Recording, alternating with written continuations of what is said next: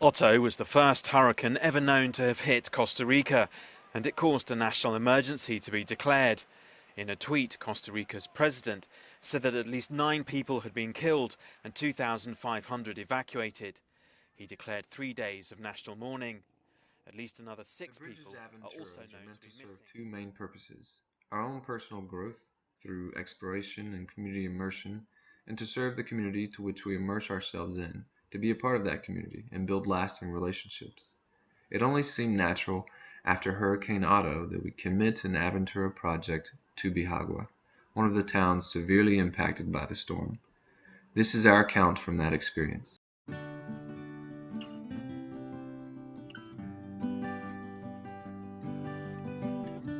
In this Aventura, we had the opportunity to fix up 2 houses, which on a whole, while we were doing it, it seemed like a really big thing, but it was actually very small in terms of the amount of destruction in the area.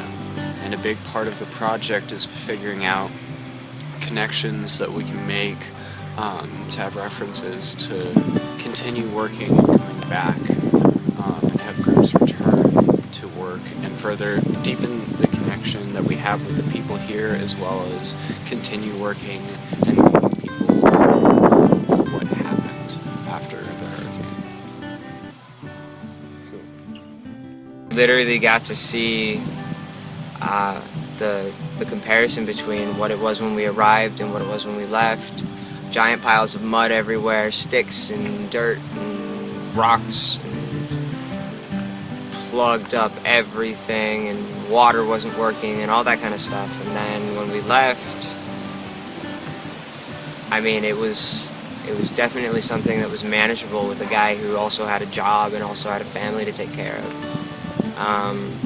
And so I think it was really nice getting to become a part of his family for a week. Getting to work alongside him and his friends, and getting to help out and really make a difference in someone's life in a way that I haven't really gotten to do before. I think coming down here had a big impact on me on realizing whether or not, you know, I was this person who was just living in Costa Rica or someone who could help out down here.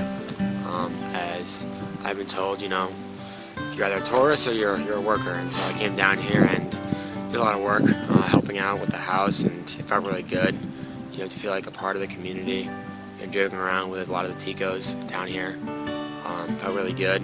They came to all of our stuff. They came over, cut our hair and whatnot, and was building these nice relationships.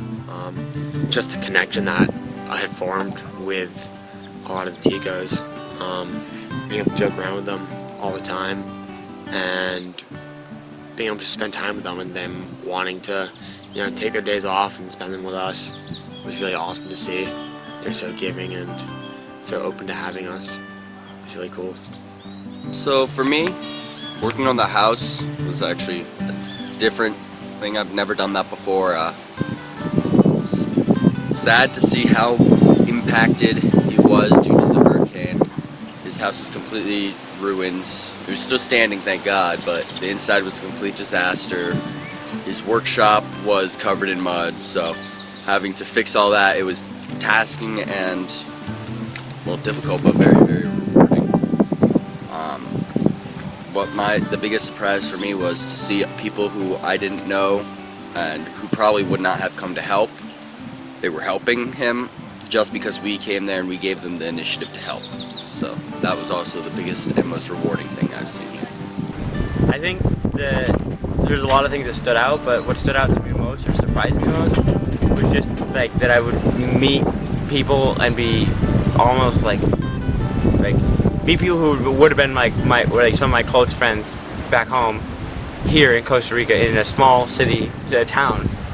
It just was like blew my mind, like, and getting my hair cut by one of them better than I do in Los Angeles, like it's just blew my mind, like just like all these like dots that felt connected and in a place that I never expected to find them. And I'm pretty sure it's a lasting relationship. I'm gonna be friends with them for a long time, so that surprised me.